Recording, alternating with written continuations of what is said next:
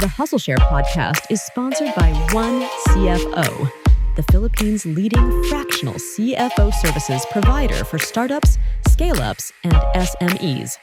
Experience the power of tech-enabled, efficient, affordable, and expert-led fractional CFO services. Let OneCFO handle your finances so you can focus on growing your business. Book your free CFO consultation today. Funniest thing was when you're making hukay out here, actually, we discovered an old bomb from World War II. What? Yeah, so that was one of the funniest stories. And that was the first ever time I took Wait, one. is it detonated or is it still... It wasn't detonated at that time, but we did call ordnance. We called the this bomb disposal unit. Right. That's why, and that's my first exposure to the media at that point, because you had to answer some calls like, sorry, wala akong bomb. Sir, this you have madaming bomba dito. Welcome to Hustleshare, the podcast that features the daily grinds of unique hustlers around the world to show not our differences, but that our hustles are very much alike.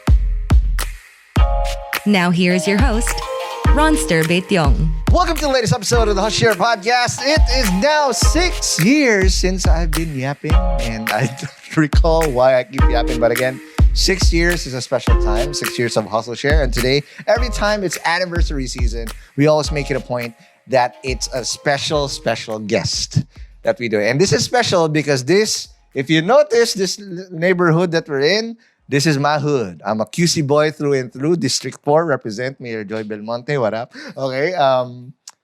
I grew up in this neighborhood. I obviously look very kamuning to you. Okay. Still act very kamuning and always represent where I am. And the other thing too, the reason why I know this place very well, because again, this place goes by the old school name of Pantranco. Ayan. And now it's Fisher Mall as well. And we'll talk about all the details of how this was done. But before we get carried away, let's welcome to the show the president of Fisher Mall, Mr. Raymond Del Rosario. Whoop, whoop. Thanks, John, for having me. It's a pleasure to be here. Welcome to the show, Raymond. Again, I love going here. I live now in the South. But my home, and I still am a registered voter in District because I always think that I'll always come back home. This is close to my heart. The reason being, again, I grew up just a few streets away from here in Kamuning. That's where I grew up.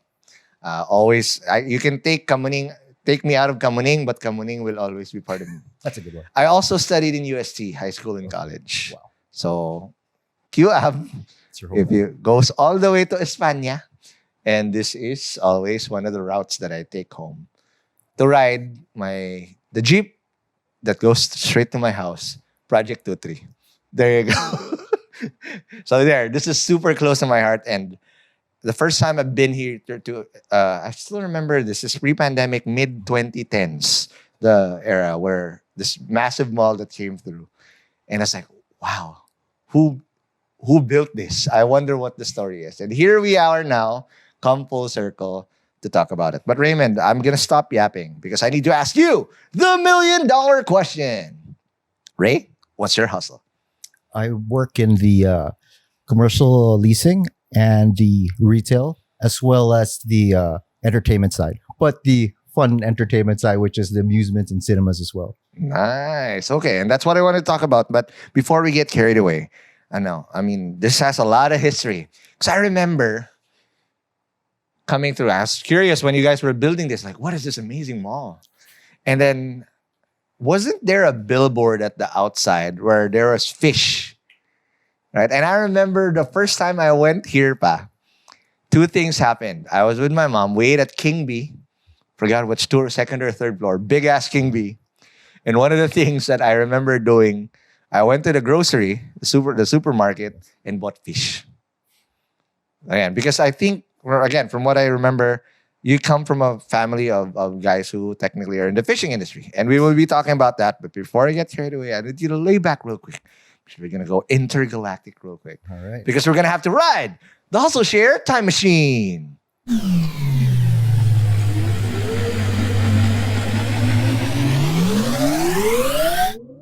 There you go. Boom. So that's what I want to find out. I'm just going to take this phone because it's too far away, it looked like. I'm going to breeze through your LinkedIn. But a couple of things that I typically ask all the time is your first exposure to hustling. So you're second generation, correct? Yes. And when we have first generation entrepreneurs as parents, and I've seen, my mom's a raquetera by default, but she's nothing, she hasn't built empires back then, but that hustle rubbed off. What was the first, describe to me the two things. How did your parents come up? And what did you see them do growing up that instilled or at least rubbed off into how you hustle now? That's a great question.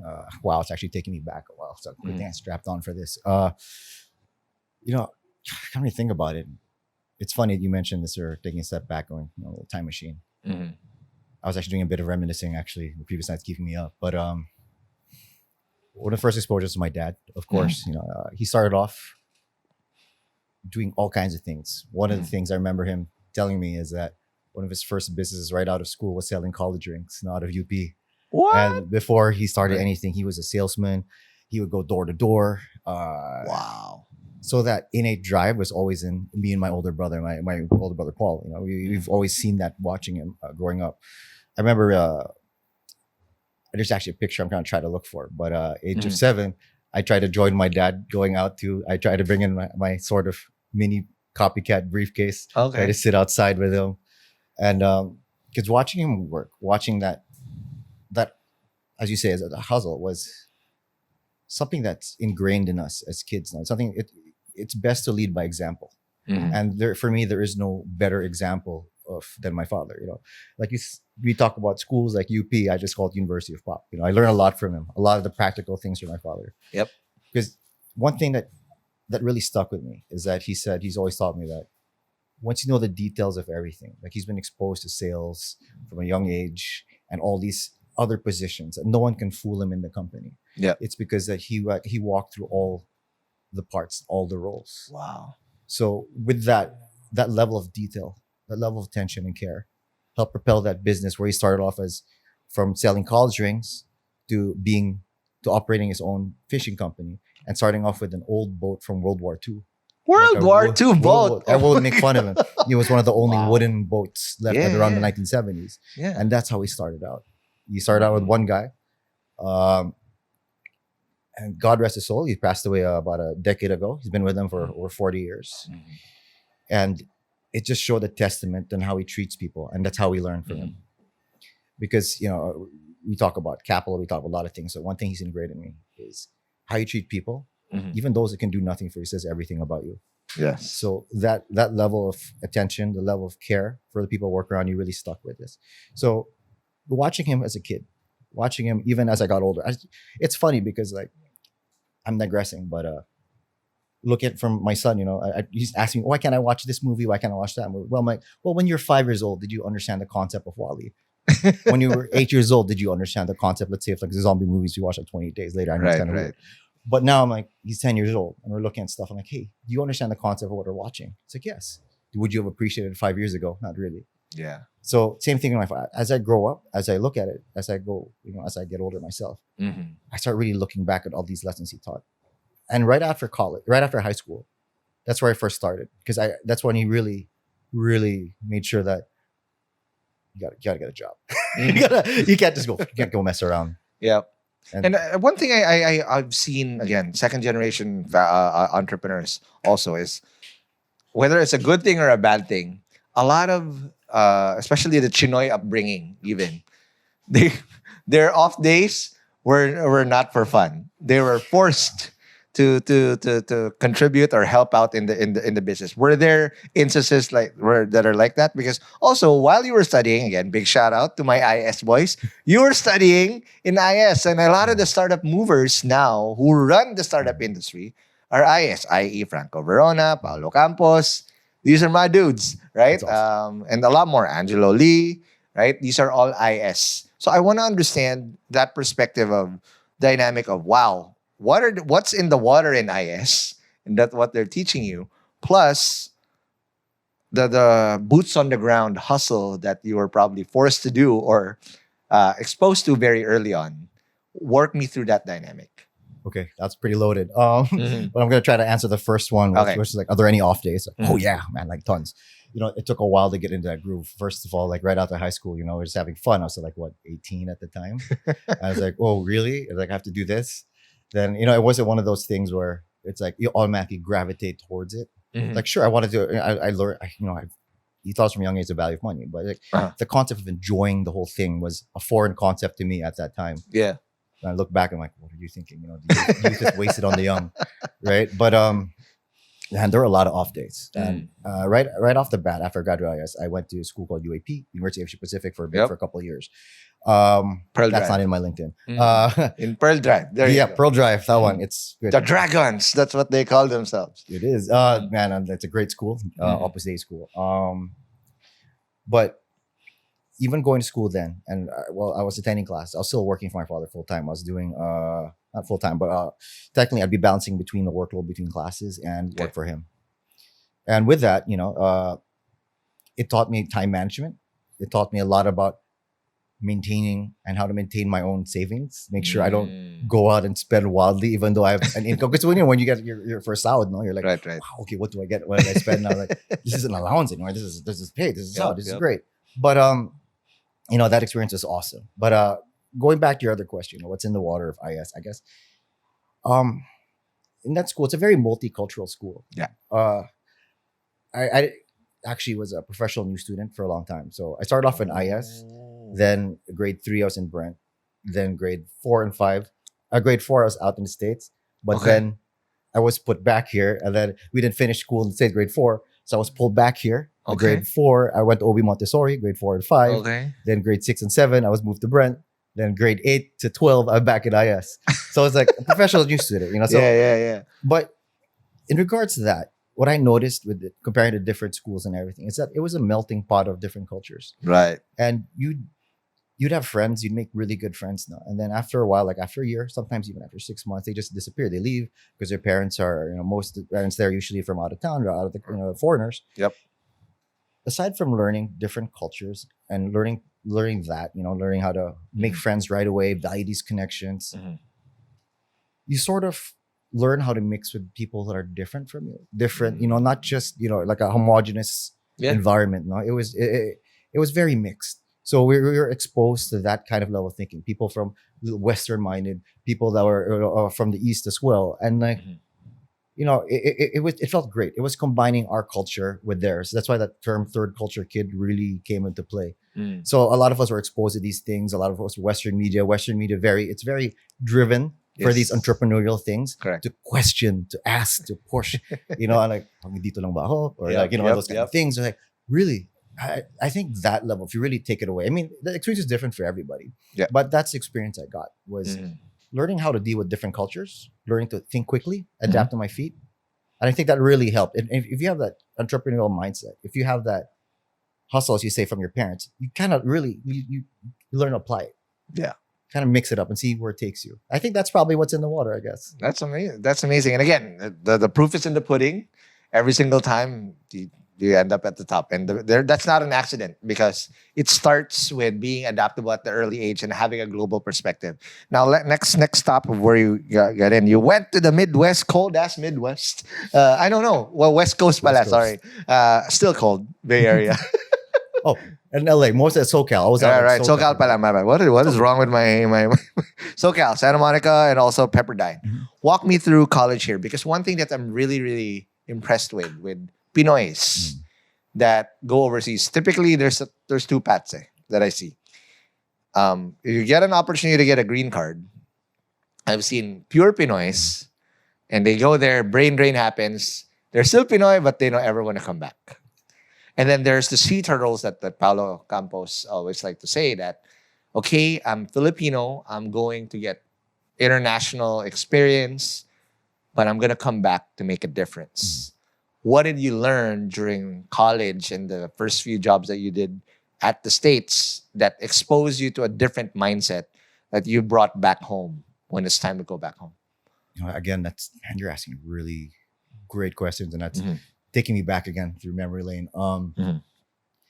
So before I headed to the States, I was in UAP for about a couple of years. Then I really wanted to go abroad because I keep seeing at that time was Friendster. Remember that in Tagalog?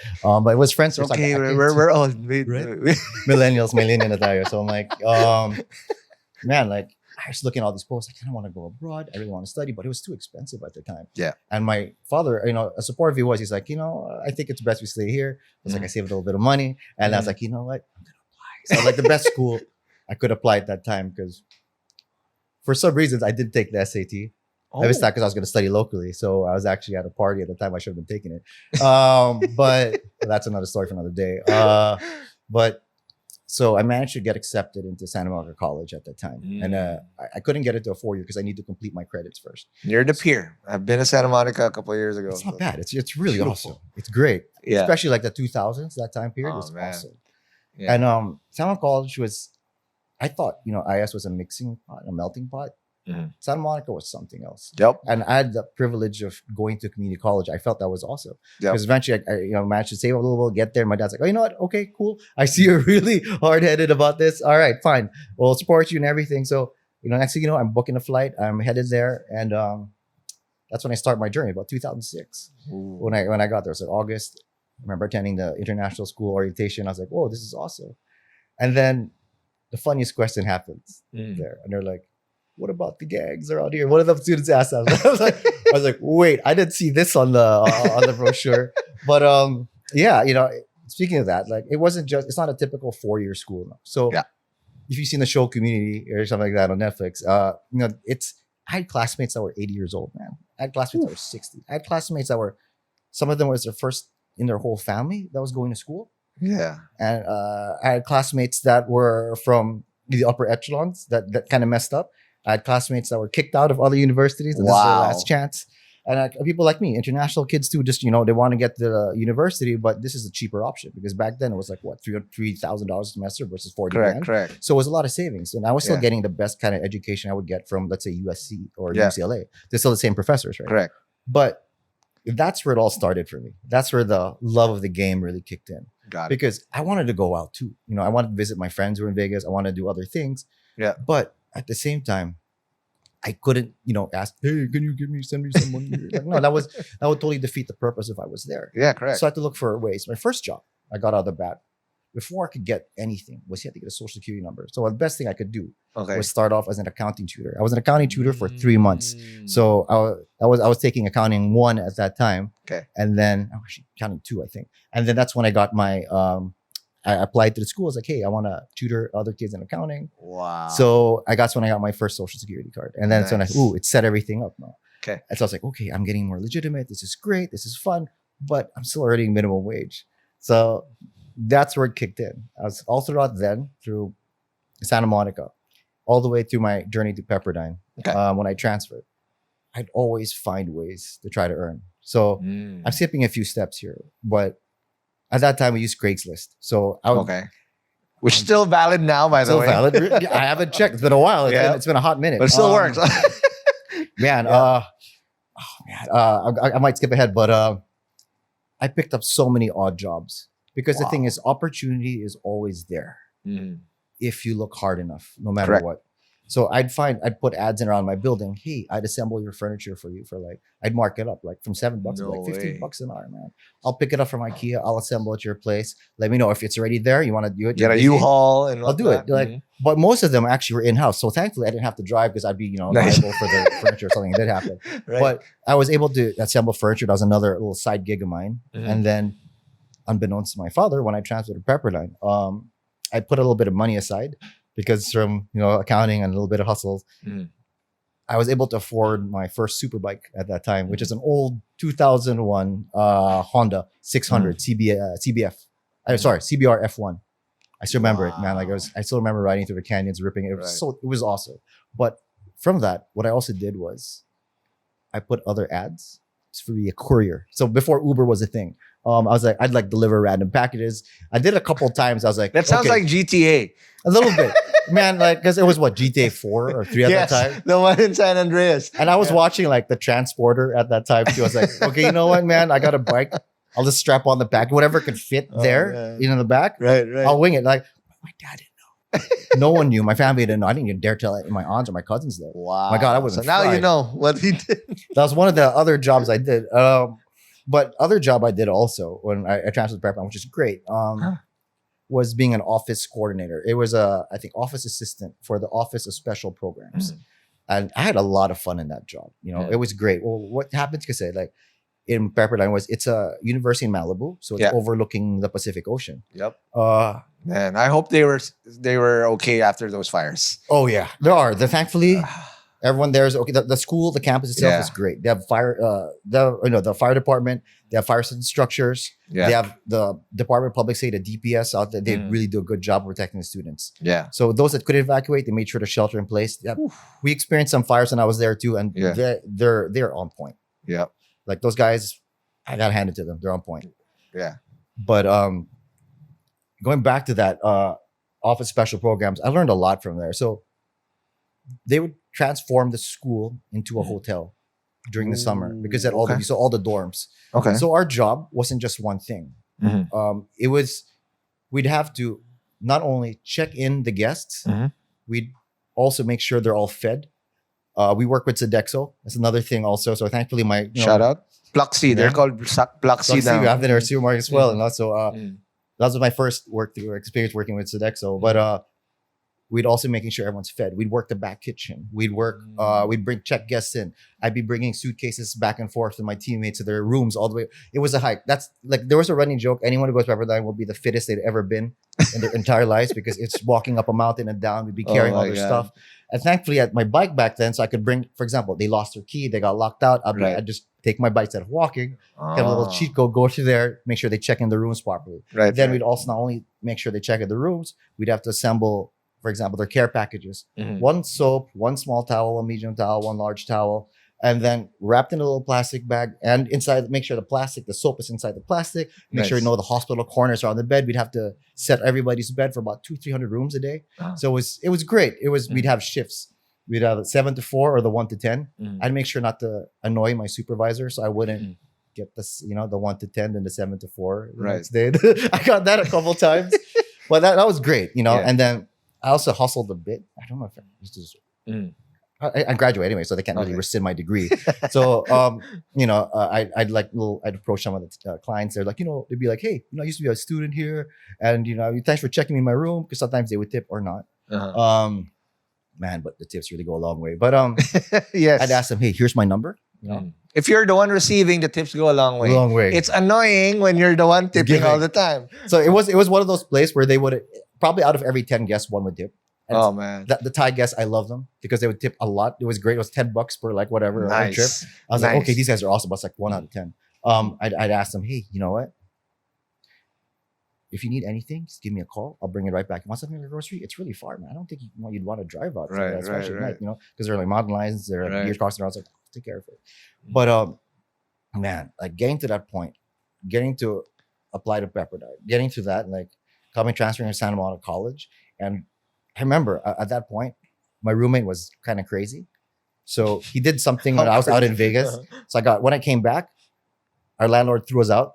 So, what? And this is the time I had to apply to a Pepperdine at that point. My God. So I had to move all the stuff into my car and then drive up all the way to Pepperdine and try to find a place to live. When I was half tank of gas, I had probably $50 left in my account. Wow. And we had they would charge you for being broke. So in LA traffic. LA traffic. Oh my God. And it was that time I was using Washington Mutual. So but I switched to Wells Fargo. But they had a charge of $35 for every dollar of overdraft. So they'd penalize you for not having enough in your checking. Right. And I was like, okay. And I could either drive my aunts, get some food, wash my clothes, or I could stay here somehow. But how do I do this? I need to apply. So I remember driving up to Pepperdine and watching all these kids look like they had everything set. Yeah. I was going up. I had to make sure that I looked presentable when I sent in my transcript. Right. So I pretended to be a student, snuck inside the gym, used their shower, cleaned up a bit, and somehow brought up the courage to submit my application. But then after that, I was looking at all those kids. I was like, man, you guys have it set out here. One day when I get in here, I'm like, man, I hope I can get as comfortable as this. Yeah. But I remember that same night, I couldn't find a place to stay. So I literally slept on the right on PCH. I parked my car there. And it's illegal to do that. Right? Wow. It's freaky because I was like, I could either drive up, I wouldn't have enough gas to come back. And thankfully, there's a $1 menu, so it's like $1 for a cheeseburger, for a double cheeseburger, $1 for a large iced tea. Yep. It was like 300 calories and plus 25 grams of protein. I still remember that. I was like, this is good for me. This is good for me. Remember getting it, sitting in my car, Yeah. and then I had my kitchen knife. I was like, if any bum approaches me, I have it. It's in my book. I'm pretending to read my book. So I had a cop actually knock on my door, like I think it was like my window, like 2 a.m. Yeah. And he's like, hey, what are you doing? I was like, oh, sorry, sir. I'm studying. I like somehow hard the knife. So I was like, but yeah, man. So, but that's why I learned, man. That what really ingrained in me. It's that the best teacher, the best university, the best anywhere I could learn. The most important lesson was a hungry stomach is the most important teacher you'll ever have in your life because you'll never ever want to feel that way, no matter what. That's one thing that really ingrained in me. So that hunger that I got from that moment, that deciding whether I should spend my money on food or gas or maybe a place for the night, those kinds of decisions, man, like it really set something off. It started a fire, like this roaring fire in me, even more than what's set before. Like, holy cow. That really taught me, man. Like, that's the thing I tell my kid, like, hungry stomach, man, it'll make you think. Make you think out of the box. Yeah. No, because that's literally like primal. This is survival mode. And if you get there and you know how fragile and one mistake can literally make you homeless or make you go broke, then you'll never want to go back to that again, especially if you have a way out. And that's what we want to talk about, because when we come back, we will now talk about how, after all of these hustles in the US, what led Ray to come back and now hustle and build the Fisher Mall and the companies that he runs. But let's talk about that more after the break. Hey hustlers, are you a busy entrepreneur juggling a ton of tasks while trying to keep your finances in check? Thinking of raising money from investors or lenders but have no idea how to start?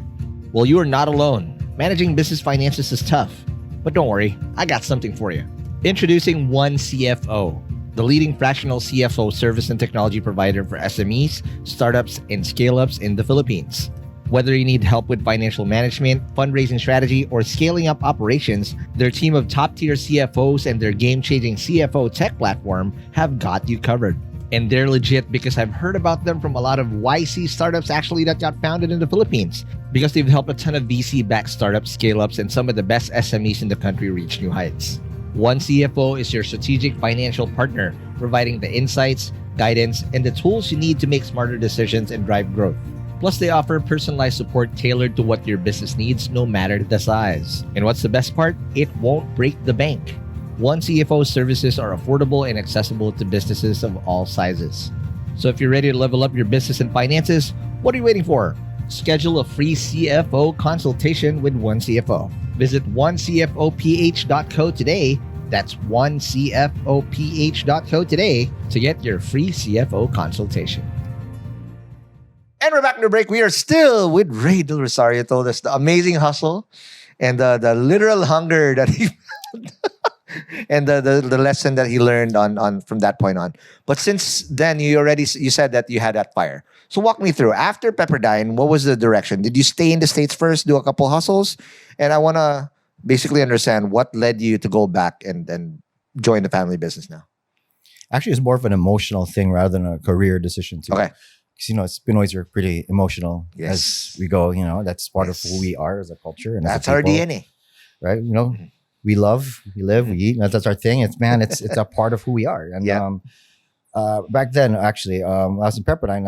I rekindled the old friendship with my now wife, who I met in IS in grade 8. And then she followed me there. And, and we were living out there for a bit. And so she was kind of my main anchor to go back home, no matter what, because she had to do her own family business as well. And man, that really was one of the main drivers, because as soon as I graduated, roughly around 2011, my dad was already like, you got to come back. We have to, because before I left, we were actually starting on the Pantranco property already. Pantranco was yours already. At that point already. Okay. It was like, so that was a long drawn out process to get to this point. We were already working back then. We actually had initial drafts in 2004, 2005. But we put a pause in it because we had to work on a few other things. And it's like, you know what? And I was like, we got to finish what we started. We have to diversify. We got to come back. Right. I was like, you just had me at that. I was like, it's more of like I felt like a duty and a calling to come back. And though we had some opportunities out there, after discussion with my wife, Sasha, hello, There you go. We decided it's the best thing for us. And no matter what, the moment we got together, like we knew we had to come back right away. So after graduation, the last class, about a week later, we packed all our stuff. We flew home. And that's where the start. Did you get in and out at least before you went back home? No, Panda Express, man. Okay. And I'm a rice guy, man. Okay. Come on, it's pretty obvious. There's a lot of them here now, so at least it's the. At least you don't have to go to the States anymore. And a chow mein plus a half with orange chicken. Oh man, with soy sauce. The soy sauce is amazing. And Dr. Pepper, like oh god. Yeah. Oh man, that sustained me. I'm a foodie, bro. So you're hitting me right on the spot. I'm trying to lose the weight actually. But anyway, I digress. No, it's really so you came back here now, and because again there's a pull. Walk me through a couple of things first. Obviously coming from a fishing company or a fishing background. And again, I remember that driving or even commuting, like, what is it that they're building here? Why was the first of all, amazing location, by the way. The foot traffic and the traffic literally outside is grade A because it's the intersection of Roosevelt Avenue. It was FPJ. FPJ, not FPJ, right? It was Roosevelt. Oh my god. Yep. FPJ na ba? I don't even know. I'm still old school. I call it Roosevelt, bro. Okay. Pantranco Roosevelt. I'm not going to change that. You're going to have to change me. Okay. But I want to understand why that was the move. Because that's, again, coming from a different background, this is prime real estate. But why did your family want to create a mall in the heart of QC? Well, first, that's another great question, man. You've been asking a series of like amazing ass questions, right? Because we're founders, bro. But, that's it. But we look at that point to diversify because fishing was something that's great. It was a great business. It still is a great business for us, as competitive as it is. My father and all of us, especially with my kuya, and we were talking at that point. We're like, I can't have you all in here. We might end up fighting each other or something like that, because we're all like naturally competitive by nature. My brother, he's the best brother I can ever ask for. I gotta put that out there, But gotta have him here too. Yeah, no matter what, he's always been supportive. But the thing is with us as brothers is that my father always raised us with this competitive spirit. My brother's like a world champion jet skier. He was a world champion for I think 3 times, both in the States and even in Thailand. He raced like, oh my god, he's had a long career, like over 30. Without revealing his age, like 30 years. But his room, like my god, it's full of trophies. But we decided as a family that it's best for us to diversify. Okay. And so one of us should handle the mall itself, another of us should handle the fishing, which is his right now, which he handles that side. Got it. Which is the fishing side, the shipyard, and that's when he handles all that. And I'm grateful because that is something that is enormously, challenging for me to handle. That's why I got to give it to him. It was his calling, and it really fit. Right. And this one for us was great. So in a sense, we did diversify. But the way we joke about it as a family was instead of catching fish, we're catching people. So that's where the There's name a lot Fisher of people Mall. here, bro. It was a slow grind to get there, man. It was if you think about it, everything goes by like snap of a finger, but it really took us so many like trial and errors at this point because, bear in mind, this was the first time entering this kind of industry. Yeah. It is a very competitive industry and it's at times daunting, it's quite daunting almost. It's not something that fades away, it's a challenge that we have to keep arising up to the face. Right. But yeah, that was the direction. Let's diversify. Let's make sure each of the kids like really focus on something that they're passionate about. So, okay, this is what I'll handle this part because it's something we've worked on even before I left for college. Actually, key point of trivia. Before it was called Fisher Mall, we were looking at Queen Bee. Queen Bee? That's why you mentioned King Bee. So we're looking at because the Queen Bee, has a lot of bees around her. Like summons them. That was the whole point. Yeah. And it was like good luck or something. I'm like, you know what? But thankfully we changed to Fisher. It works better. Fisher Mall, you hit the right spot. I love it. They have a nice ring to it too. But like it took a while because people are Fishman Mall, Fishers. I'm like, all right, no, it's like Fisher. It's like Bobby Fischer, that old jazz player. So so that's how we got to this point. We're like, let's diversify. Let's ensure that we hedge ourselves against any risks of any industry, no matter what, because there are seasons. So how do we hedge ourselves? So the best way to do it is by diversifying. That's what we've done. Correct. And again, now you have 2 mammoths that basically are doing well. But again, you can't just create a business out of nothing. It has to be built. And I'm pretty sure you were thrown a lot of curveballs and breaking balls along the way. So what was the most difficult part? So you come back. You're technically fresh off the boat, but from the other side, right? I want to understand what were the challenges trying to build this? Because it took a while. Oh yeah. I remember. The traffic you guys caused also, I remember. But it was worth it naman when we saw it, right? What were the biggest challenges that you guys had to overcome? And also you coming back that, okay, I'm pretty sure there's a bit of culture shock again because you're used to the Santa Monica West Coast life now. And all of a sudden, right smack in the middle of 2010s Philippines, it's not as progressive. I mean, the sky it wasn't built yet per se. What was that like? That's another great point. And it was challenging at first, but the way we were taught, the way we're coming from an ICE background, is that we're globally minded but locally anchored and raised. So no matter what, even though it's a bit of a culture shock, we were able to adapt quickly on the fly. Because I mean, I was working here for a couple of years already. You know, I mean, no matter what, that 5-year stint there in the States, it's small. You know, it's a notable bookmark, but it was still fairly not long enough to really affect the way we think, the way we're able to adapt. But there's some things, a bit of slowdown. That's what you mentioned, like as you mentioned, culture shock, because we're used to things being so straightforward and things being so quick in that sense. Like, for example, like one of the interns actually I entered before at the Asian Economic Institute. The way we set meetings was really quick, really fast. And we came here, meetings were about 2 hours long, 3 hours long. I was like, oh my God, we can just get to the point in 10 minutes. Like, why are we beating around the bush? So those small things. But the whole, as you did mention, the construction itself took a while. So as it was our first time entering this business, this type of this type of endeavor, there were a lot of change orders to the construction itself. Ooh. So like we're looking at this, oh man, no, this would work better here. Though we agreed on it, when it was being constructed, things changed because things are different on paper than what it is when it's actually, oh my God, it's here. We could just move this wall a bit, but nothing affecting the structural integrity. Correct. Because we did choose Palafox, we did choose that. So the way he designed our building, he really master planned it to the sense that no matter what, this building is over designed. It's beautiful. It's such a landmark thing in QAB. Right? Thank you. Like, what else stands out? Wala na. It's a rotonda.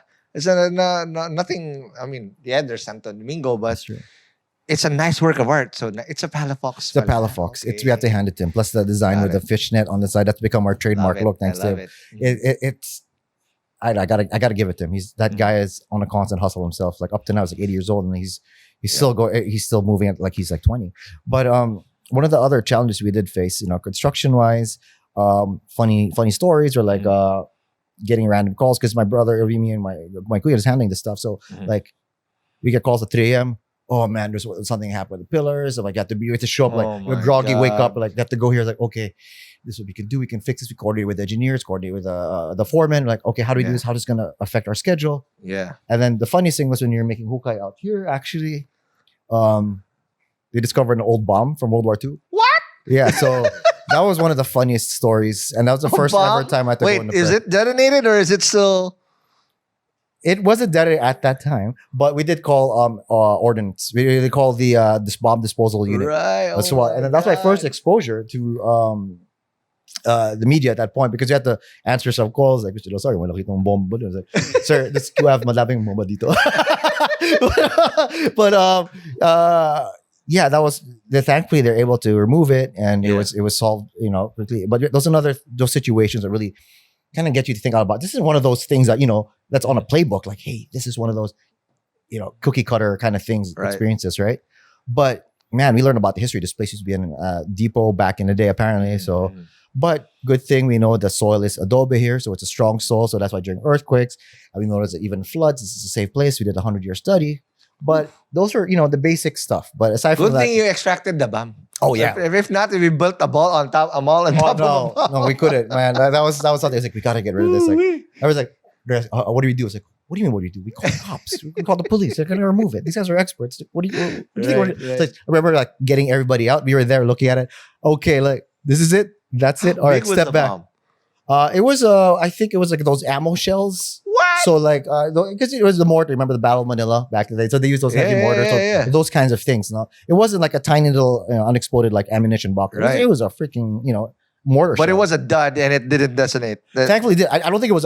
Maybe it was a dud. Maybe it's like Uh-huh. it's in 50 years since the war at that point. So But still, that thing can still can and we were cause like damage. that close. I was like, okay, that was really fun. I was like, okay, right there.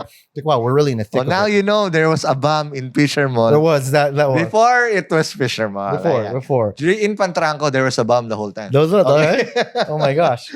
But yeah, that was a fun experience, Wow. amongst others, during Mhm. the time. But after malls constructed, that's when the other challenge, the more significant challenges, really did come. Mm. And the most significant challenge that we do face, and we still do at this point, is how do we attract tenants here who don't know who we are? Because you're coming to a land surrounded by giants, total real giants. Yeah. The way we look at ourselves is we're the small guys, no matter what. The way I think of ourselves, we're like a small startup in that sense. Yeah. Because we have that mentality to be able to move quickly Mm. and make decisions on the fly. Yeah. After, of course, thoroughly thinking about it. But how do we address those kinds of situations where people don't know who we are? How are we going to get the brands like Uniqlo in here? How are we going Right. to get these other brands? People don't know who we are. How do we say, hey, we're more than just fishermen. This is our other line, Right. and we're trying to present ourselves in that sense, Mhm. and that ability to think out of the box. That's where it really came into play. Wow. And again, I also saw the evolution. I remember several times I went here. First visit, it was still spotty a little bit. The tenants were there. And Yeah. then I remember I brought my wife here because she was trying to secure glasses from Sunny's. Mm. This is pre-pandemic. Mm. We went to the other malls and none of them had it, but they said the only place that had it was Fisher Mall. So that was like, oh shit, okay. The Fisher Mall has the prime tenants na that you get. So walk me through how you were able to attract these again. To start, you're an up and comer, nobody knew you. How were you able to build? Because at the end of the day, the game is retail, and retail is obviously you're like playing Monopoly, right? You need to secure the best tenants Mhm. to attract the people that would go to the thing. And again, being an up and comer, walk me through how you're able to build the name. And when did you feel like, all right, we turned the corner already? Oh man, this is great. Mhm. We had to really think out of the box, so people didn't know who we are. Right. One of the things we did was for one of our tenants or big tenants outside, was trying to get an appointment, trying to say, hey, Which one? dare I say? But Okay. yeah, it's Uniqlo actually out there, and Uniqlo. that was a big the one of our biggest. there. Yes, Dude, was a big one. You don't know how many pants I bought there in that outlet. It's great value for money. Yeah. oh man, that's The only amazing. thing I don't like about it, super hard to park chambahan. Okay, but Yeah. I go here. Yeah, we're trying to Yeah. fix that. It's another. No, a but major it's fine. issue, You don't have enough real estate anyway. Where are you Yeah. gonna go? But the Parking secret, wasn't if issue. you know your QC very well, there's always a parking in Fisherman. Thank you. Mhm. Back with those, besides Uniqlo and other brands, one of the main things we did was trying to get our foot in the door. So literally, okay, they won't answer emails, man. They won't answer calls. Okay, they won't answer emails. You know what? Like that Thanos move. Oh, fine, I'll do it myself, kind of thing. Or we walked into the office. At a gauntlet? Yeah, like literally, not almost right. That's like we had to really parang makapal na mukha ng hotel. Right. Show up to the offices, be there, and I'm not In leaving Moa. until I get an appointment. I'm not Okay. leaving until I get an appointment. I just want to get my foot in the door. I just want to hear my pitch, my proposal, Yeah. and I guarantee this is a win-win for everybody on board. Right. And no matter what, I just wouldn't leave until I got an appointment. They would actually come back. I'd come back every day until they finally granted me an appointment, and we got to meet with the heads. We got to meet everybody. And same thing that I promised the other brands here. Any brand that comes in, no matter what we do, it's always a win-win approach because here we're invested in you. It's not like a typical landlord relationship. No, just at least, and you're fine. Bahala ka, whatever you do. But for us, it's since the way we look at things is highly detailed. That's our training. We really look at the nuts and bolts of everything. How can I help you? Because here, what we really believe in isn't just an ROI, which is great. That's an objective metric to observe your growth as a company. Right. But one objective that we use is subjective, which is the staff here. Everybody knows is return on happiness. Something I coined in our PRA seminar back in 2014, and it's return on happiness is a subjective metric on how we gauge ourselves and how we do. So if the tenants are happy, that means the customers are happy. If the customers are happy, the tenants are happy, that means we're happy. So how can I gauge them? How can I do that? So of course, we'd support them through social media. We'd support them. Just let them know it's a general partnership and that they could reach me at any time. If not, if there are any questions, comments they do have, the team's available. If they want to reach me directly, they can reach me directly. And it's more of a relationship. It's a partnership. We're invested in you just as much as you are with us. Because if you don't do too well, how's that going to look on us too? So we make sure that this is a relationship, a reputation that we build. Because reputation, as you know, it takes years to develop and seconds to just destroy. Yep. So it's something you have to Reputation, cultivate. you earn in spoons, you lose in buckets. There That's you it. go. Exactly. So you have to really hold on, as much as possible. We're really invested in everyone. And as you asked earlier, how did we know things started turning a corner? Again, referencing what you mentioned back, this was Pantranco. So when we first started opening, all the jeepneys around here were all Pantranco. Yep. And okay, that's great. So at least people know where to go. They just say, oh, Pantranco. But that's a Pantranco, sir. Pantranco. Right, Okay. right. Then all of a sudden, there was a switch. I think around 2015, 2016. Then we started noticing the jeepneys. Talagay, Fisherman. Wow. It's like, that's a metric. That's what I'm looking. I'm not looking for these, news articles or whatever. That doesn't really tell me what's the boots on the ground, the grassroots from bottom up. That's how we do. So I'm like, okay, that's how I know it's working. So now there's an association, there's a switch, but it isn't like, oh, this is the success. No, it's just the start. That was the start of it. So okay, now we know what we're doing seems to be going in the right direction. Right. Now we can focus on that. So when we first started out, what really drove our foot traffic was our outliers, like our supermarket or department store, kind of like same thing, Thanos style. Well, fine, we'll do it ourselves. It's How many times did you use the gauntlet, man? Oh, it's every day, man. Like it's like let's do it ourselves. Let's do the anchor. Let's be our own anchor. Let's do it. Right. Let's leverage our ability. We supply fish. How could we do it? How can we apply it here? Let's do it. So we tied that in. We looked at everything, all these parts. Okay, they can't do it. Well, how do we make it happen? Amazing.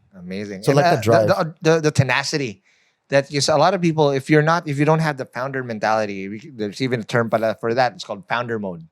That in the end, if you're a founder, push comes to shove, you're gonna have to do it like Thanos and do it yourself because who else will do it? You're the last line of defense. Yeah. And if you really are adamant in getting that win and whatever that win is or what metric is, you have to figure out how to get it done yourself. Exactly. Before you can delegate. Because you cannot delegate something, you can't expect your one downs to deliver if you haven't proven to them that it can work. And the only person that can actually prove that it works is you. Exactly. Yeah. So I want to understand now, Ray, so you got this done, foot through the door. Obviously, you got Uniqlo. And by the way, I'm gonna make a thing. Fisherman, I can probably count in two hands how many times I've been here. But I cannot count how many times I've been to that Uniqlo. Because I pull up, obviously there's a U-turn slot there. I usually come from Roses. My way is through the Skyway. Yes. Or I'm coming from Delta. Is that even what they call it still now? Yeah, still Delta. Okay, Delta. I'm coming from Delta. You pull up. Yeah. I'm never gonna. Every single time I see that Uniqlo, I always span right. It's like, let me see what good stuff that I can get here. I think there's even a cotton on there, tama ba? Before at one point. Yeah, now, we moved them. Actually, that's another story for another time. But they're actually here now. They replaced the King B. I bought a shirt in cotton on years ago that I still have now. One of my favorite shirts. It's great quality. So there. Great value for your money. Yeah, it's a black shirt. It's good. I It's can comfy. still wear it outside. So yeah, perfect. Another So great plug. I will charge you cotton on for that endorsement. There you go. But again, I remember it because where I really always associate where I get my best stuff, or it's like a treasure hunt. Yes. And you associate it. I got that from Uniqlo in QAB. I got that from Cotton On in QAB. Blah blah blah. So great call. And again, especially. I'm driving all the time, but imagine all those people that would go here. Yes. You're at the hub of transportation. Yes. Pulling up here, there's a long line of taxis and jeeps out there, and just goes to show. And also the footbridge coming from the other side. Yes. So again, at the center of the thing. But I want to find out. So obviously, you're able to turn the corner. You got the staple, their anchor tenants that would bring in the traffic. And this was all good up until the pandemic. Sorry. Okay, I need to bring this because the game of retail just got bamboozled. Everyone got hit. I'm looking at it face value. I came through upstairs and my God, the foot traffic and the amount of tenants you guys have are still pretty full. Mm-hmm. Unfortunately, some other malls never got to recover. So like in Cavite, that's where I live now. I look at them like, whoa, these are still boarded up. And the trend is they're not adding or replacing. Things are just coming soon, but the coming soon is like, oh my God, that coming soon thing has been forever. So they haven't recovered. You guys are alive and well and probably even doing better. I want to understand how you guys managed to pull through during the pandemic and what was that like? How did you get back up when the world started to open up? That's the thing. Man, that's another good question. No, but the thing is, like you mentioned, I think that founder mentality is that the difference between working 9 to 5 and being the COO, child of owner, and are in the second gen, is that you never really clock out. So you're always on. It's like a 24/7 thing. And just talking with some of the team out here, like, troubles for me is not sleeping. It's not staying asleep. And I want to get up. This thing just, the mind's always like, the gear's always turning. Correct. So it's a switch for compared to what a contrast stuff when I was 18. I was like, oh man, like I get this, but I'm like, not really having fun. Now I'm like, it's fun if you make it. You really, like, what's the meaning of life? Giving yourself purpose. You give yourself your own purpose. But anyway, during that whole pandemic, being that 24/7 and not being here it's kind of heavy. I still remember, being the last day and telling everybody I'll see you in a month, and then a year and a year later, and my God, it took a while. But again, I'm digressing. But man, we had this thing of like not looking at things 3-dimensionally, but I prefer to think in 4 dimensions. Taking count time. We look at trends, we look at things, and we look at, okay, a lot of these places are being let out to, let's say, BPOs. I can't attest to how other companies did it, but the way we did it was like, okay, we look at that. How does it affect us? How do we hedge ourselves against, any future risk? Because back then the BPO industry was so strong, man. Like it was great. We're talking to Joe and Slang, we're talking to other people that who could help us, bring in BPOs out here.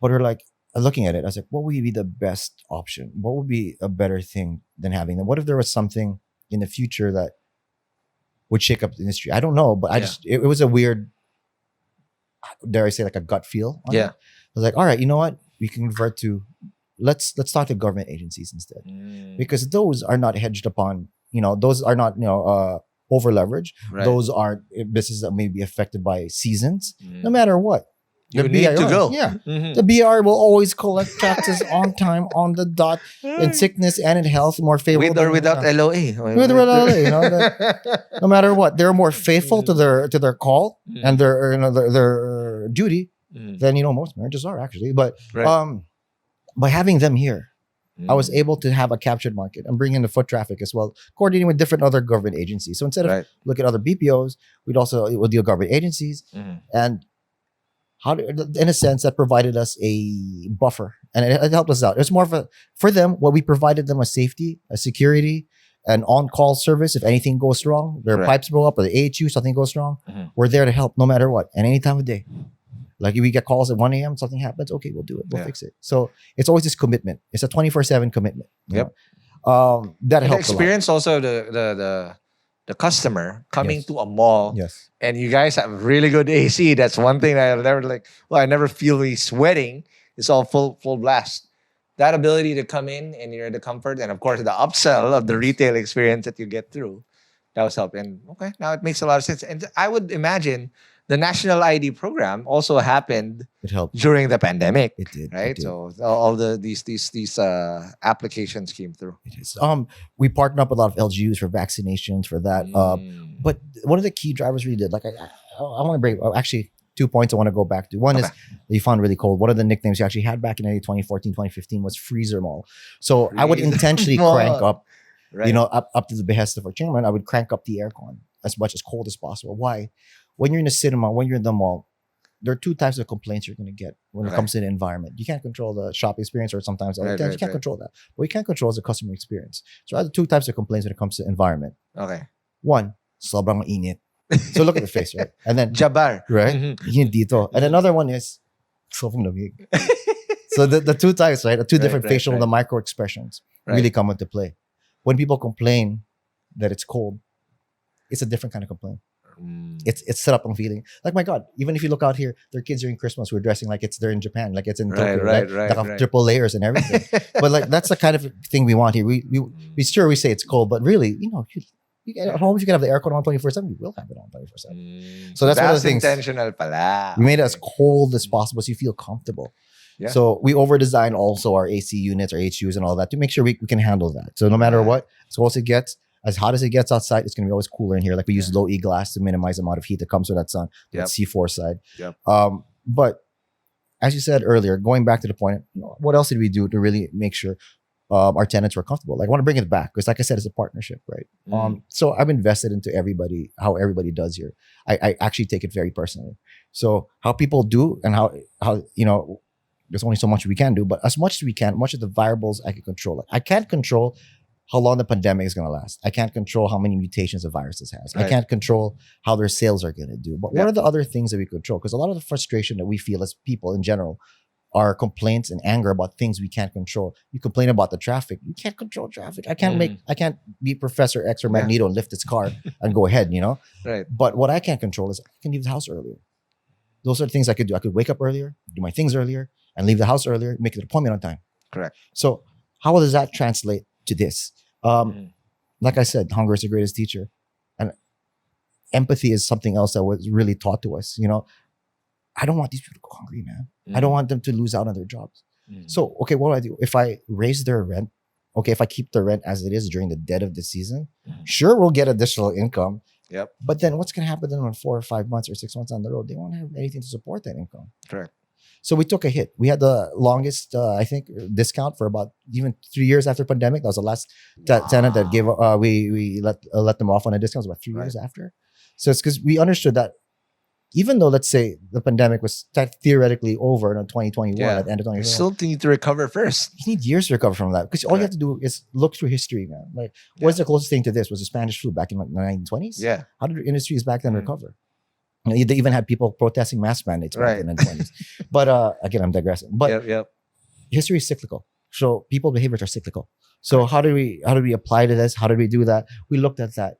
And that's where we made decisions on it. In fact, keep observing trends, like I mentioned, the 4th dimensional time. We were the first mall, actually, here. I can say that boldly because we actually have the videos to prove it. We actually had oximeters at that time. So we were most, because we were looking at this mysterious new virus coming out of China. We knew, like, okay, these are oximeters. This thing probably isn't treatable, but how can you tell if you have it? So we had thermometers at the time. We had around Feb, I think it was Feb. Wow. I think it was Feb, right? It was Feb. January. Sorry, it's January. Right. That was in time too with the volcano. So we were literally the first at that time because I'm a big Reddit user. So Major Dorkin, love that. Don't you reveal your burner account. Okay. Yeah, no, I'm like Poggy 123. Oh no, but yeah. So we've been looking through these trends. We're like, oh man, there's this stuff that's coming around. So how do we prepare for it? I know it's probably in China. It's funny, at that time I was watching the movie Contagion. Oh my god! So what a premonition right there. I was like, oh man, let's just do this. Let's mask up. I saw back then. I was like, okay, let's prepare for this. Already January. Kate Winslet died. FYI. That was a great movie, and they even had the cure for it too with Jude Law. I forget the name. It's going to occur to me later. But anyway, we were preparing at that point already. So we had alcohol, we had oximeters. We did videos for our tenants at that point. I did a funny one with the mask on, and then so yeah, we already knew at that point because some researchers were saying check our oximeter. If it hits below 95, something's up. So we want to provide safety and security for our customers. Wow. So at that point, we were already prepping. So what happened in March? Like, okay, we were prepared for this shut. Well, somewhat prepared for it. We kind of knew what was going on, but I didn't expect to be to last that long. But then you have to think on your feet. That's when we started applying all the discounts, make sure everyone's okay. We check in, we do rounds, which is great. I used to ride a motorcycle back then. I've been riding for 20 years. Wow. I gave it up actually during the pandemic. But during that time, it was going to EDSA and back home in the South, man. Like it was like 10 minutes, 15 minutes. Yep. That was fun. But observing the proper speed limit, of course. But it was great. Right. And there's no traffic on the road. Right. So it was all yours. And so going off is quick. We could check on everybody, how everything's doing. Some tenants, actually, one of their refrigerators went off. So we had to, oh man, where's that smell coming from? Okay. So those kind of situations, man. You got to have your eye on the ball at all times and try to be sympathetic and see how your tenants are doing because you're investing in them as they are invested in you. Sounds good. That is amazing. Now let's take our last break, and when we come back, we will now talk about what they did during the pandemic and how they're killing it. And of course, we're going to be talking about leadership lessons with Ray and how he's evolved and the stuff that he learned along the way while running the amazing Fisher Mall. It's not Pantranco anymore, Fisher Mall. But let's talk about that more after the break. Hey, hustlers, before we resume the episode, let me tell you a very quick secret. Do you guys ever wonder how we're able to consistently release episode after episode here in Hustleshare without missing a date over the past 3 years? Well, it's not just pure hustle, because I'm also running my podcast, along with me running my startup full time. Now, for some of you who have listened to this podcast, you guys very well know that I created a startup that is designed to help the best podcasters in Southeast Asia to realize their full potential, which is called Podcast Network Asia. And over the past couple of years, we've achieved quite a lot in P&A, helping hundreds of podcasters create world-class episodes consistently. However, what we realize is that we are not really solving the real problem of all podcasters in the world if we're not going to productize the thing that we're very good at, which is helping podcasters solve the two main pain points of a podcaster, which is number one, nobody really likes to edit their own show, especially if you're listening to your own voice. Just like me, I cringe a lot. Having to listen to my voice for 3 to 4 hours just to release a 1-hour episode. It's no fun. And then the other thing is that most podcasters, just like me, are absolutely clueless on how to properly grow their show, which is something that we have perfected in Podcast Network Asia. So we've decided to put this all in one product that helps any podcaster in the world create world-class shows that people will love and will continuously grow. And that's why we created Podmachine. Podmachine is the most affordable podcast subscription service that helps you with your podcasting needs. We've got everything from audio production, crafting designs, and marketing and growth support. So as a podcaster, you can now just focus on the thing that matters the most, creating great content for your listeners. So if you are an existing podcaster or someone that actually wants to create their podcast now, no need to worry. You got a founder's discount by listening here on Hustleshare. So sign up now at podmachine.com. And aside from the free trial that you're going to get as a new user, I'm throwing in another one free edit as soon as you sign up for just as low as $49.99 USD a month to start creating a consistent and world-class podcast. Again, that's podmachine.com and use the code Hustleshare to get your founder discount. So if you have friends that are podcasters and if you want to have a podcast just like this, y'all know what to do. So just go and talk to you guys in Podmachine. And we're back in the break. We are still with Ray Del Rosario that told us the amazing journey they've taken on during the pandemic, the favor they had to do their tenants, because if they prioritize cash flow first without giving them a leeway, it would have been totally different. This would have been empty halls on empty halls. And again, we all have to talk it. And you're right. I love that you looked into history first of how people recovered from the war, the Spanish flu, the Great Depression, whatever those down years were. These things needed time. And usually, I read this from Ray Dalio, after times of tumultuous years, a boom happens. Yes. Always. But it's just, it would take a couple of years before it get there. So walk me through what happened after the pandemic. How come you guys are killing it again? Just looking at face value. I've never seen this place so packed. And we're recording this on a Thursday. I mean, on a Wednesday. This isn't even weekends. I can just imagine what the weekends look like. How were you able to really capitalize right away, really quickly? One of the things we did, as I mentioned earlier, was really making sure we don't cook ourselves in our own grease, no? Yeah.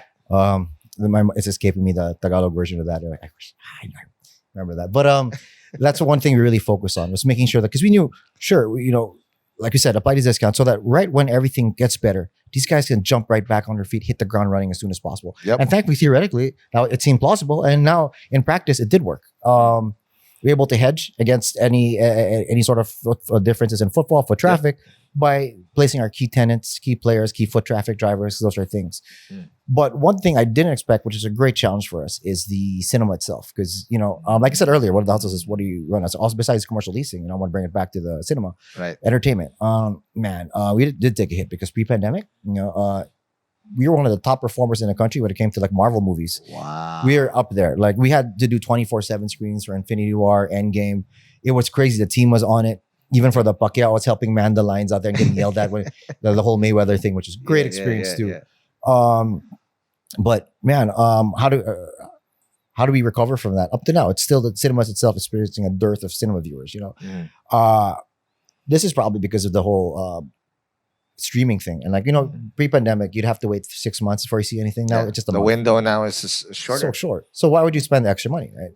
So one of the things we're doing to help put people back in the seats is improve our experience in the cinema itself. Besides the usual tenants that we have out here, the government agencies, our anchors, what other things we do is maximize the customer experience and how to leverage our brick and mortar store with the wants and needs of the culture itself, the Filipino people. Because we're a community mall. Right. We're nowhere near a level of a giant or anything. And I appreciate the comments, but we're still on that level of like, hey man, we're still like the underdogs, always the underdog, like Chevy versus Ford. We're always gonna be Chevy in that sense. But man, one of those things we did, like we're doing right now, is launch of our the lounge right in the cinema. How to bring people back in, make that experience that you can't replicate at home. This red carpet experience. That's why when we decided cinemas, we decided 1920s feel. Wow. To make sure you feel it's a different time. And we're trying to hark back in history at the point where it was called a silver screen for a reason, So people really, you can't replicate that at home. Right. Even though you have popcorn, which you can buy at your supermarket, by the way. You cannot replicate that experience of being in cinema, surrounded, laughing with people and they laugh, enjoying those moments. So those are the things we try to improve on, how to capitalize on that. One of the things we note though is that people here versus in the States, let's say Western, is that sure people will talk about the death of shopping malls. Yep. Because out there, if you look at it, they have large plots of land. It's forever to drive. Dude, everything's just horizontal. Right. Yes. It's here in the money. It's opposite. It's vertical. We have to maximize whatever little footprint we do have. And of course, in weather, Right. I mean, back then, what's the humidity ratio? There's like 70%, 60%. Right. Here, it's like 90, 80, 85, 90. You walk, I'm the kind of guy who sweats so much because there's a lot of sports, man. I'm like, I walk outside, I sweat. Like I walk out, I'm not even running or walking, I'm sweating already. Right. So, but the mall itself is an encapsulated environment. You feel safe, secure, and at the same time, you feel cool. So that's what people always, no matter what, even though the strength of other online retailers, we have that to leverage on. Yeah. Like I mentioned, I keep using that phrase, brick and mortar, leveraging all that. That's what we did. So that in a sense that no matter what, I felt that people come back. That whole revenge spending, it's not just that. People want to chill out. People want to hang out with their friends. I want to see, like your friends. I want to see Rod. I don't want to see you on a screen, Rod. I want to be right next to you. I want to look at you in the face. Hey, what's up? Give me a hug. That's something, that physical connection. Like we talk about the Filipino culture. That's who we are. Yeah. We love eating. We love hanging out. Most Make important, lande out there. This is the best place to make lande and have a date. There you it's go. chill. Very chill. It's another thing too. And we have now because of that also. I'm gonna segue into that shortly. But those are things we capitalize on the experience because you want to. We love being around each other, man. We love companies. We love parties. Dude, you had a roller disco. Whoa. I've to never it. seen that here. Right? You beat me to it, man. That's exactly what it is. Like, well, even I was, like I said, 24/7. Like I was thinking about how do we bring people back in here? One of the concepts was like I came up with was actually when we were out, or like in isolation, because my wife's immunocompromised, so it lasted a bit longer for us, so we couldn't go out. So I was like, man, what could I do though when we get back out? That would be so great. I'm like looking at other things that could bring people together. And at that point, this in the 80s thing was really big and full swing, right? We had Stranger Things season, 4, I think, at that time. Correct. And that's when they're about to have that, that skating rink scene. And I love that. Right. And at that point, I was like listening to Blondie, Heart of Glass. I think the team remembers that. I was like, I just shared them the song. I saw something. Right. I just like, this is right. This is good. This is it. It just, a light bulb clicked. It's like, man, I remember that. What could bring people together in a skating rink? Yeah. 1, it's affordable. 2, it's easy accessible for anybody. And 3, it hits on the Filipino desire for nostalgia. Correct. Because last time we hung out together, like we skate, I remember that, man. There was also in Baguio when I was a kid, we'd skate up there. The skating rinks, man. Even those. I remember it because of the Semplangs. Okay. Yeah. You never forget that. The scars tell a story.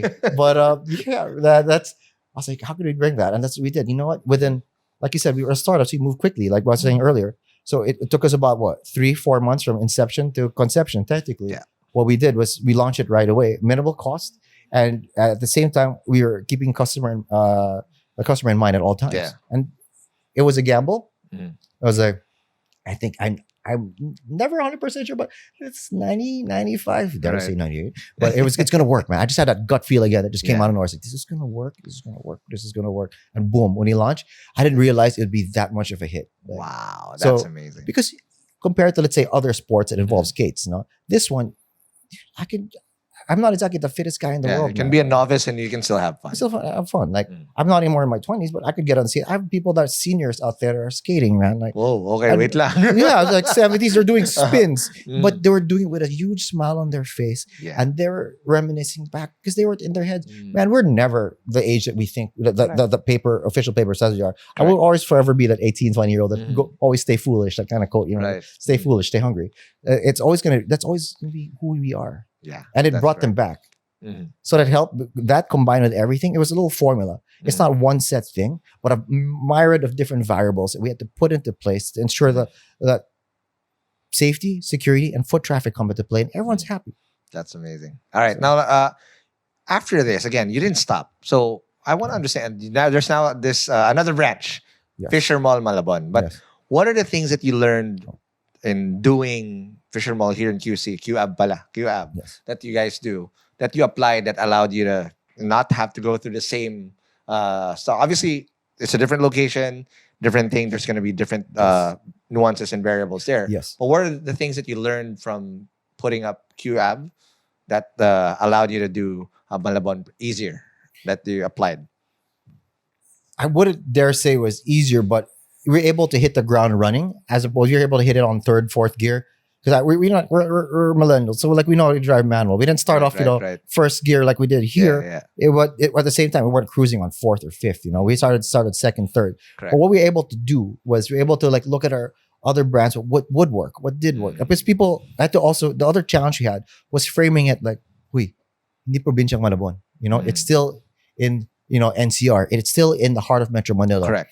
And you do not underestimate the crowd. Like I said in the beginning, it's how you treat people, no matter who they are, says a lot about you. And that's a thing too that applies in how we look at our customers.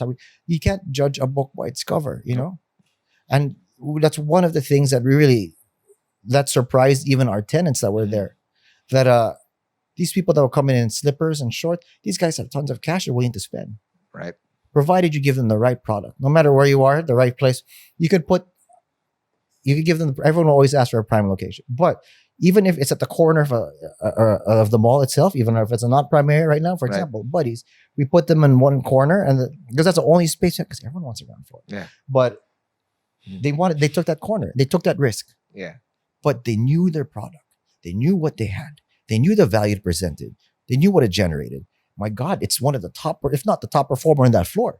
Even it's at an off location compared to the previous tenant that was there. But they're doing the best they could. But it was the right product, the right location, the right space. It's the right. aroma of that longanisa.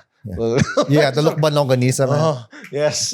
And it's the way it's a Right. festive way they designed their store. Correct. They really took the whole very package festive, in. yeah. I gotta hand it to those guys. They know their product and they execute it so well. Correct. No, that's amazing. So, all right. I wish we had more time, but I'm going to zero in on the leadership lessons to pay it forward to the hustlers that listen to this. So, what do you think is the most important advice that you've received through the years that you're doing this? The most important advice I think I received was actually a lesson that's ingrained for me from my father. It's always looking at the smaller picture. Because everyone always tells you, it's really important for you to think big, look big. But how can you see the bigger picture if you don't know what's right in front of you? If you don't know the tiny details that goes into your business, then you're gonna lose out on those. Right. If you don't know the details, then you'll be fooled. You don't know the details, and how can you assess what your OPEX is? How can you reduce costs? Correct. Also, another segue to that, it's a dual lesson. And a thrifty businessman is a successful businessman. Yes. You cannot be magastos and a successful businessman, because a magastos person, like even if you look at even your executive, the people that are with you, if they're magastos, how can they succeed in helping your business be successful? How Right. could you be successful? Why? If you're magastos, you won't be able to look at the tiniest detail. Like, okay, the electricity costs here. Oh, the water here. Hey, this toilet's not working here. Those tiny little details go into play. So before we can always think big, you always look at the tinier deals, see how we can fix what's right in front of us. Yeah. Because how can you see the bigger picture if you can't even make sense of what's in front of you? Totally makes sense. I love it. Now, walk me through your day-to-day. Because of course, it's not every day you get to meet a mall operator who does this. What two things I want to find out. So walk me through your day-to-day. And at night, you mentioned there's no people always saying, when you create a business, you're no longer you let go of your 9 to 5. Yes, you let go of your 9 to 5 to create a 24/7 job. That's what real businesses technically, or businessmen typically do. But walk me through, what's your day-to-day like? Walk me through like the start of the day and what still keeps you up at night. Wow. Because again, you're always that noise in your head is always there. I resonate with you. The only time I really, now even my dreams, sometimes I'm running a fucking meeting or a podcast per se. So what's that like? Well, first of all, that's how you know you love what you're doing, man, and you're really invested into it. When you're consumed by it, that obsession is what helps you succeed. If you don't have that obsession, man, it's pointless. So, what's the point? Then, they always say like love what you do, but the thing is, no matter what, it's always gonna be work. Correct. But the point is that you're obsessed about it, you love it. Yep. It makes it all, how do you say, palatable. Correct. But back to the how I do it, it's different. I don't have a fixed day per se. Like every day, 8:00 I do this. But usually I start off my day really early in the morning. I like to be up before the sun gets up. Oh wow! Well, because it's just like I want to get a lunch on the day. I want to make sure because we're getting older, man. I gotta put it out there. So every second Titohood counts. is Right? in full effect. That's how you know already when they start calling you titos. But I like to get ahead of the day because there are two things I like to do at the start of the day and at the end of the day. It's always taking myself to court. At night, what I do is before I go to sleep and everything, I like to make sure I take myself to court, which is I think about what I did that day, my shortcomings, what I could have improved on. And those are things I like ruminate on. I really do think about. I try not to make sure it doesn't get to me too much. I get some sleep. But when I wake up in the morning, that's how I start my day. What did I think about last night? What are the lessons that I took from that? I should have done this, should have done that. Okay, great. Now, how do I execute it today? That's when I take myself to court again in the morning. When I do the morning workout, make sure I do 10 minutes walking backwards. I do like 20 minutes of cardio, make sure I'll do that, lift weights. Because what it does, it also gets your brain thinking. When you start, right. It's not for like, I'm married in my 40s, man. I'm like, I'm not working out to look good for anybody. This is more, I just want to feel good. Right? It's for your heart, the most important muscle. And that kicks my day off with that start. So that's how I start everything. Then I start looking at everything. Okay, fine. This is what I improve on because we heard that phrase of YOLO, right? You only live once. That for me, that's BS, man. You literally have 365 times a year. So you have 365 chances. Sure, you may mess up 1 or 2 days a year, maybe even 10 or 20. Man, I messed up a lot of days. But don't worry. You mess up 10 days or 45, 55 days, 45 days ago, you always get a chance. You always get a chance to improve. So how are you going to do it on that day? How do I capitalize on it? So after that, I do the morning workout. Make sure I go to, usually go either, it's not a fixed thing. I got to go to Malabon. I go here. But consider now I run the supermarket as well. So that's another fun thing too. We check inventories. I look at the details on, let's say, cashier performance reports. So I've got to make sure, how is cashier 11 doing better? How is cashier 12? Why are they only scanning a certain amount of items per minute? Is cuter cashier versus a matare cashier? I don't know. Could be. It could be. Like, why is this person not as efficient? So those are the details we look at. How can I help them improve? It's not like you go, "Uy, I'm going to go amo." No, it's like, how can I help them improve? So those are just different things that we do. That's just besides the supermarket, besides going to the warehouse, besides making sure everything is optimal as much as possible. Even though you have a limited space, there's still a lot of wastages and you have to keep your eye out on it. Just because it works today, it's not going to say it's going to work okay tomorrow. So those are things that even you have to have consistency no matter what you do. So besides looking through each branch and everything like that, of course, the usual meetings, discussions with the team. Thankfully, there's Viber now on Zoom, so we can everything is instant, which is great. Right. Approvals and everything go through that, and discussions take place in a hot minute. So it's great. Besides that, besides meeting with, sometimes you meet with tenants, we go through different launches as are opening, which is great. We have another tenants coming. There's this Food Club Manila in time for Valentine's, which is great. So those are things that we've been working on, how to bring in foot traffic to the mall. And it's a really great concept. Besides looking through a day, so it really consumes me 6-7 hours. Besides all that, besides working the cinema and the supermarket and the mall itself, so it's a varied thing per day, man. It's not fixed. So I try not to be in the office too much. I want to be seen. I want to make sure that the staff downstairs they see me. Everyone upstairs. I don't want to be behind the desk all day long. And there are other things that we're also working on right now, and I'll discuss with you in the future too, which is great things, or even our expansion stuff like that. So we're so excited about those. So those really occupy. So like what I can work on right now. I work on short-term goals, medium-term goals, and long-term goals. How do I tie that all in. So make sure all the tenants are happy, everyone's happy. It's pretty exciting. It's a different thing per day. I really can't pinpoint it as much as possible. But it's a solid, make sure that everything in your day is utilized efficiently and with purpose and intent. So nothing is wasted. That's amazing. And then after that, I try to make sure if I come home, I spend time with my boys because I have a new baby right now. And then also my son, who's 10 years old. Make sure I spend time and I try to train him because that's the next generation. So I make sure that's how we end it. So no matter what, that's consistent. How I start the day and how I end the day are totally consistent. Despite the different myriad of different variables that may happen in a day. There are some things, for example, you have some supplier issues. I have to send this delivery. What's going on? That doesn't happen for a day, but my God, we work as a team. We're collaborative here. It isn't just what I say, it's what you guys say. How do you work together? How do we find a solution to every issue that gets thrown our way? But that itself, that variability makes it exciting. That's amazing. Now, so, I wanna find out one thing because you mentioned that you rely on your team. Yes. And every single founder, especially if you make it this far, right? It's a team sport. Oh yeah. It's not just you're not Chuck Norris and you're not gonna be able to kill every single kalabo. You're not Cardo Dalisay and you're not gonna be able to kill every single bad guy out there. You need a team. I wanna let's give flowers to the people around you. Yes. I wanna understand who are the people that are within your core that you that help you do what you do, and what type of how do you rely on them to make that work? It's like in any single entrepreneur, it's the Justice League, it's the Avengers. It's not a one-man show, right? Batman needs a Robin, and sometimes as Batman, you need to be the Robin because you can't be the one winning it for the team. So you have to step back. Walk me through that dynamic and who that core team is and the people that you listen to the most. Like we talked about earlier, the devil's in the details. So knowing it's being a founder, being in this role, it's you have to be able to do all the jobs that are under you also, right? And all the jobs that are but the thing is, even though you can do those jobs, you trust the people that you hire to do them better than you. That's why they're there. Like you don't hire smart people to tell them what to do. They're there to give you advice. Yeah. And to be able to understand, to be able to look at the details, to be able to pick their brains and find out what are they thinking, what do you suggest? Hey, this is my direction, but what do you think? How could you improve on it? What do you think? Like for our team, for a supermarket, I'll ask, you have a promo here, this is what I think, how we should run it. But how do you think we should execute this properly? That's how I figure out. That's why I separate everybody. Okay, this person can be moved up a bit. This person, okay, they're okay where they're at for now. Maybe they need a little training. So with that dynamic, and the team here have been working, some of them have been working over 10 years now, and I'm able to trust them. It's that level of trust. It takes time, but you have to be able to trust that dynamic, to trust them to make the right decisions. Yeah. Because you can't be doing it all the time, but you have to know what's going on. Correct. But you have to be able to trust the people that you work with in order to make the right decisions. That's how I choose. It's a tough process, like they say these days.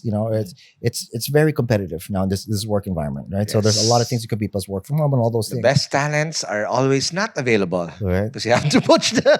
It's a bit.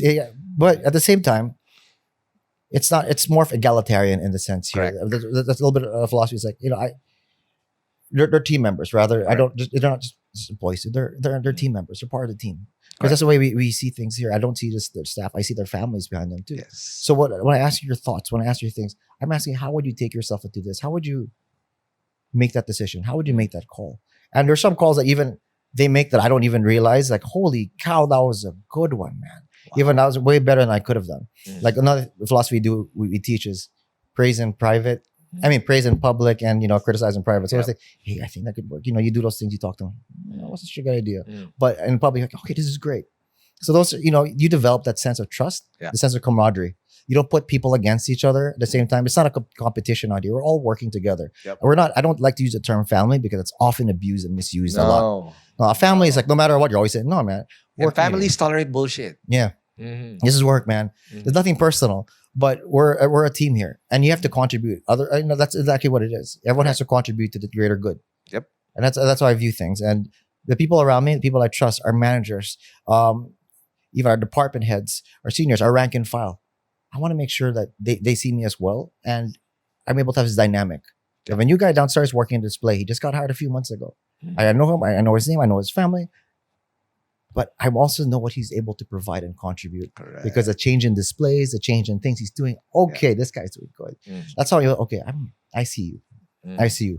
There you go. Those types of dynamic, man. It's again hard to quantify, hard to explain, but you just know the people are working on. You get a gut feel to it. Right. These are people you can trust, and it's an awesome thing to see. And especially the growth of the people around you, or especially the longer they stay, it's like, oh man, this is great. This is awesome to see you guys grow, and we grow together. Yeah, because no one's perfect, man. We always improve. We're not saying, well, we're the best at this time. Every day we have to strive to improve a little bit. An inch goes a long way. That's amazing. Now, last question before I let you go. Sure. Yeah, you've done such an amazing job with this and in the business. But unfortunately, your dad wasn't able to see this part of the journey. But if you had an opportunity to tell your dad again, what do you know now?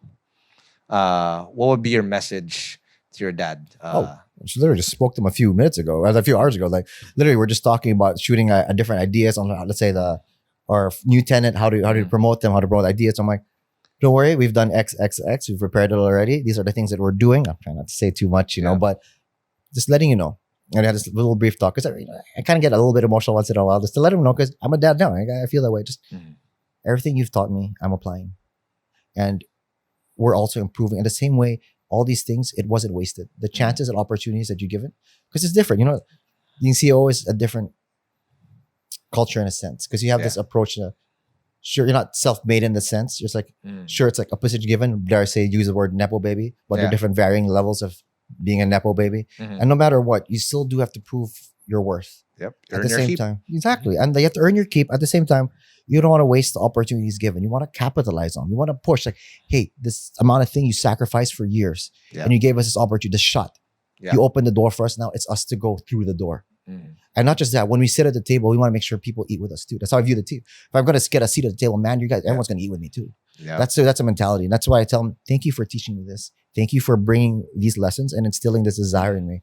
And not just by telling me through words, but by leading me through example. That's amazing. And again, I bet he is super duper proud of you. Again, thank you so much, Ray, for such an amazing episode. But let's wrap this baby up before I let you go. Invite people over. What's next for Fisher Mall and what's going to be happening soon? Not just here, in the next location. I'm pretty sure we're just starting. I can't wait to have you back on the show after a couple of years to talk about what happened after this episode. But what's next for you guys? And invite people over to come check out the Fisher Malls. Not one, but more coming up. Well, thank you again, Ron, for this opportunity as well. I'd like to welcome everybody. I know Valentine's Day is coming up right around the corner.